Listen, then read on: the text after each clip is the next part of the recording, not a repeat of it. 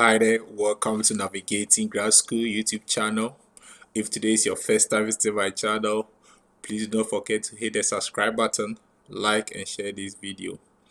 If you might be watching this video, then chances are that you've been accepted to a grad school or you've been admitted to a school in the US, and I would like to say congratulations to you. Great job, well done. And also, chances are that you might be waiting or you might be expecting an admission decision. Okay, if you are still waiting for admission decision from the school that you applied to, I'm wishing you all the best, and very soon and very soon you are going to hear a good news. Normally it's not sometimes the waiting time is not easy, but I know based on my experience in applying to study in the US, for 4 admission decisions, normally you should be expecting decision from January to March. By March ending, if you don't hear, then probably I can't tell, but I know I've received decisions in January, February, March. Okay, within these 3 months, you should be expecting admission decision. Every school and every program, even within the same school, for specific programs, the way they make their decision is different and complicated. You can't tell when, but I know the timeline is from January to March. You should be able to receive your admission decision.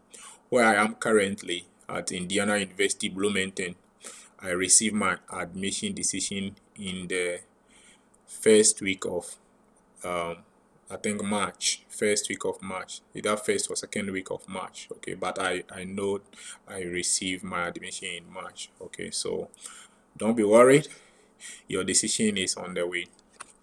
Now, in today's video, I'm going to speak about, now you've gotten admission, what you should do after you received your admission decision. Okay, some few things you should do after you received your admission decision. Okay, you have received admission. Okay, now what next? That's what we are going to talk about. Now let's dive in. The first thing you should do is to read the offer letter carefully. Read the admission offer letter carefully. I will advise you read like 2 or even 3 times. Okay, though basically you know the specific program that you apply to, right? But when you are scanning, know the program they've admitted you into. Okay, I know the reason why I'm saying that. Know the specific program you have been admitted into, the particular timeline to accept the admission decision. Okay, scan through and know all those timelines, especially timeline to accept the offer or to decline the offer. Okay, you should be able to know the timeline. Very, very important. Number 2, please scan for, as you are reading the offer letter, scan for funding information. Number 2, scan for funding information. I don't know, funding is a key. It's very important. It's critical factor, especially for international students. Funding is very important. The reason why I say funding is important is because you are traveling to another country, or you are traveling away from your home country, and you should be able to know how you are going to take care of yourself, okay, over there. So if you are not sure about funding, it can affect you. Okay, and funding, I also normally emphasize on funding because when you are going for your visa interview, funding is a key. You are going to be asked about funding. Okay, if you are giving funding doesn't from the school, doesn't guarantee that you are going to be, you will receive it doesn't guarantee visa approval, but sometimes it makes your case a little bit easier compared to if you are sponsoring yourself or someone is sponsoring you. Okay, if the school is sponsoring you, it makes it a little bit easier. Okay, now why will I say scan for funding information?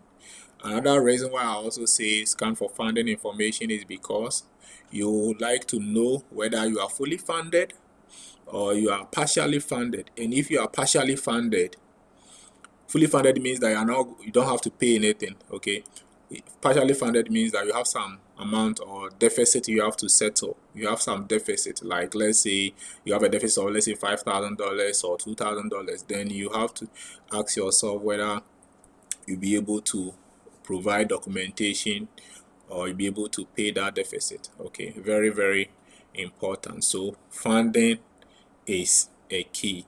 Funding is a key.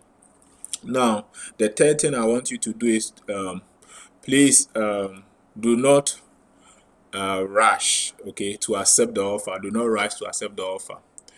Especially for those of you who have applied to multiple programs. Okay, you have applied to about 6 different universities, and you are confident that you can get offer from those universities. And if this is your, let's say, your first admission offer, you can wait a little before accepting this offer. The reason is that you want to hold on onto this admission for some time.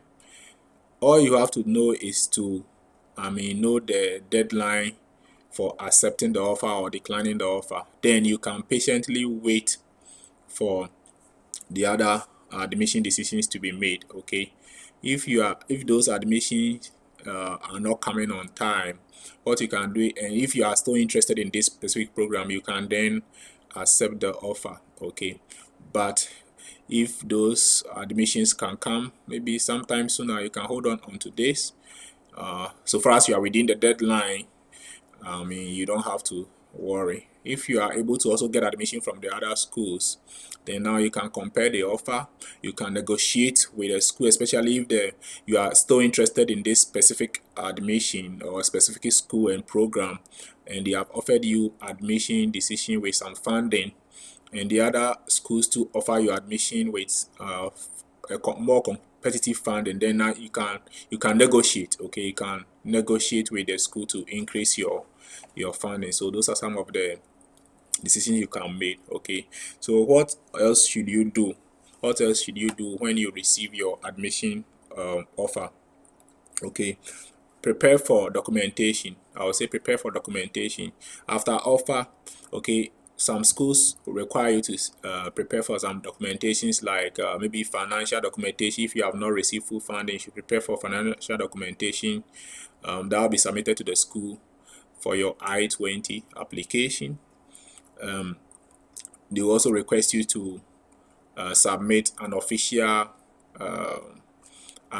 transcript from your school in a sealed envelope. Okay, so you have to start requesting for all those documentation. Sometimes they will ask you to take some vaccinations, and you have to start working on all those things. Gather all the documents they require you, prepare them nicely. Okay, make sure you have a list so that you work towards it well. All right, then the last thing I want you to do is to you should email the school after you accept the offer. Email the school and thank them for the admission. Okay, if you have questions about funding, if you have questions about funding, ask those questions. Ask any question that you are not might not be clear for you. If you need inquiry, just email the admission office and ask for clarifications on certain things which might not be clear to you. Okay, ask questions for clarifications, and then if you are okay with everything, the last thing you have to do is to start your request for your I-20. Request for your I-20, because this is the I-20 that is what you are going to use for your F1 visa application. I-20, request for it. How do you request? If you receive full funding from the school, all you need to do is to submit the funding information from the school to the international office, and international office of that specific school, and they will start your your I-20 processing. Okay, if you didn't receive full funding and they want you to submit some financial documentation, you have to send your bank statement, the bank statements from your sponsor. If you are sponsoring yourself, fair enough. If your parents are sponsoring you, whoever is sponsoring you, just submit the financial documentation and then they can start your I-20 processing, because it can take some time. Some schools can do it within a week, some can do it within 2 weeks. It depends on the school and every school and how they are how things work. Okay, and please thank you for watching today's video. If you find today's video helpful, please do not forget to hit the subscribe button and click on the notification bell.